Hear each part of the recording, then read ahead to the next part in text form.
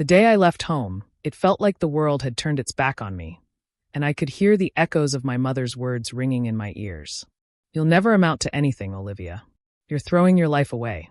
I can still picture that moment vividly, her face twisted with disappointment, my father's silence sharp as a knife. The air was thick with tension, and all I could feel was the weight of their disdain pressing down on me.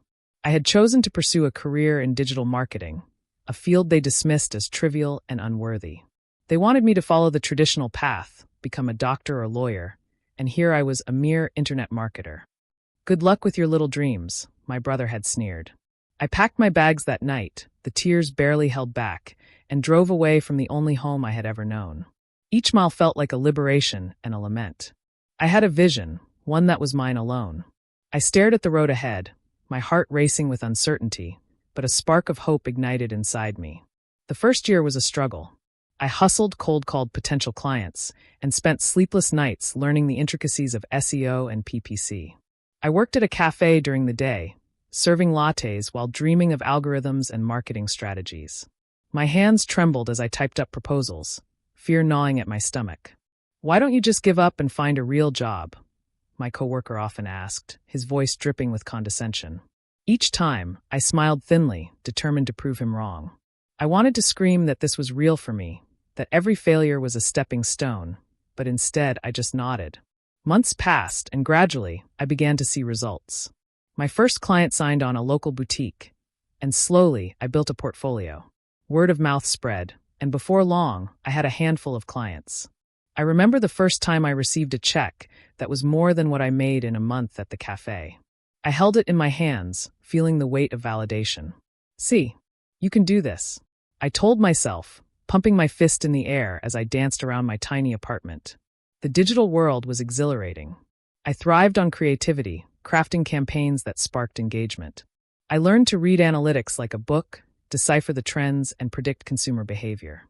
It was intoxicating, but the ache of my family's disapproval lingered. I could almost hear their laughter, the derision in their voices. "What's this nonsense you're doing?" they'd say if they could see me now. "Who needs them?" I whispered to the mirror one night, applying my lipstick with fierce determination. "You're carving your own path." 2 years later, I found myself with a burgeoning digital marketing agency. I had clients ranging from local businesses to startups trying to make their mark. My net worth was growing, and I felt the thrill of accomplishment. I wore my successes like armor, shielding me from the ghosts of my past. Then came the day that changed everything.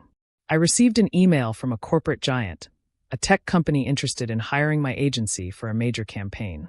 The project was worth millions. My heart raced as I read the message over and over.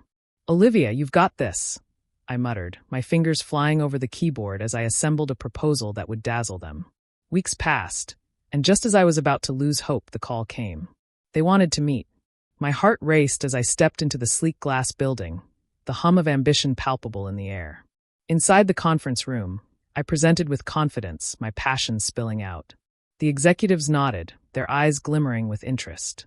"Let's make this happen," one of them said, shaking my hand firmly.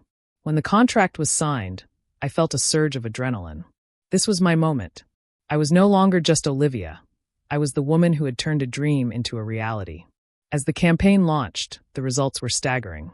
Sales skyrocketed, and my agency became a name that was recognized in the industry. I was invited to speak at conferences, and suddenly, I was the one being sought after for advice. But with success came the shadows of my family's judgment. I hadn't spoken to them in years, and yet their voices haunted my triumphs. I wanted to reach out, to show them what I had accomplished, but pride held me back. Then the inevitable happened. An article featuring my agency's success went viral. Headlines blared, "Young entrepreneur turns digital marketing into $1 million business." I felt a mix of elation and dread. My phone buzzed nonstop, messages from colleagues and friends pouring in. But then there it was, a text from my mother. "Olivia, we saw the article. Can we talk?" My heart raced. Part of me wanted to throw my phone against the wall. After all the years of silence, they wanted to talk now? "Why now?" I muttered, pacing my apartment. Days passed before I finally responded. "Fine. Let's meet." The coffee shop was the same one where I'd spent countless hours working back when I had nothing. I arrived early, my hands trembling as I wrapped them around a steaming cup. When they walked in, I felt a rush of emotions. My mother looked older, her face lined with worry. My father stood beside her, his expression unreadable. My brother trailed behind, a smirk playing on his lips. "Hi," I said, my voice steadier than I felt. "Olivia," my mother said, her tone a mix of hesitance and hope. "We saw what you've accomplished. We're impressed." "Impressed?" I echoed, the word tasting bitter on my tongue. "You were always too busy being disappointed in me to notice." "I wasn't," my mother began, but I cut her off. "Let's skip the pleasantries.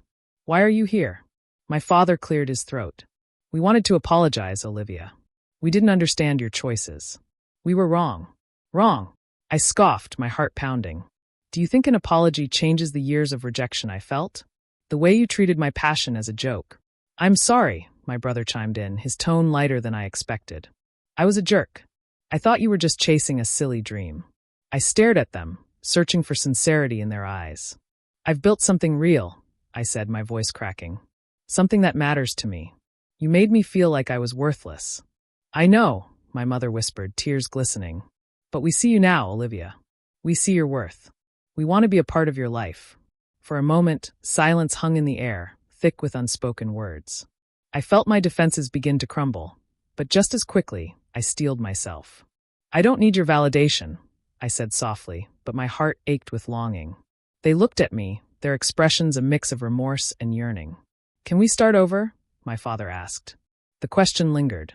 A chance at reconciliation, or a repeat of past mistakes. "I'll think about it," I finally replied, my voice barely above a whisper.